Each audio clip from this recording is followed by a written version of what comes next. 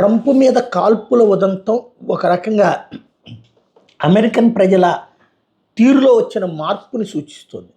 గతంలో ఒకసారి మనం గుర్తుకు తెచ్చుకుంటే అక్కడ ట్విన్ టవర్స్ కూలినటువంటి సందర్భంలో ప్యానిక్ అయిపోయారు, పెద్ద ఎత్తున భయపడిపోయారు.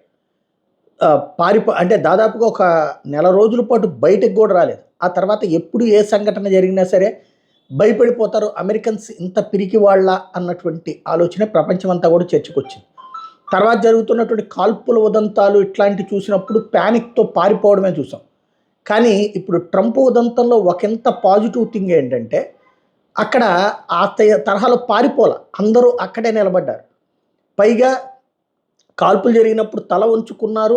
ఆ తర్వాత ఇన్సిడెంట్ నుంచి కోలుకుని ట్రంప్ బతికున్నాడు అన్నప్పుడు అందరూ చప్పట్లు కొడుతూ అభినందనలు తెలియజేశారు. మరొక వైపున ఎవరు ఆవేశపడలేదు, ప్యానిక్ అయిపోయి అక్కడ తొక్కిసలాట జరగదు. ఇక్కడ నాకు తెలిసి ఇట్లాంటి ఇన్సిడెంట్స్లో ఉండేటువంటి నేరస్తుడు స్వభావం ఏంటంటే ఆ కాల్పులు జరుగుతూ ఉన్నప్పుడు భయపడిపోయి పరారైపోవడం ఒకళ్ళకొకళ్ళు పారిపోయే ప్రయత్నం చేస్తే తొక్కిసలాటలో చచ్చిపోతారు.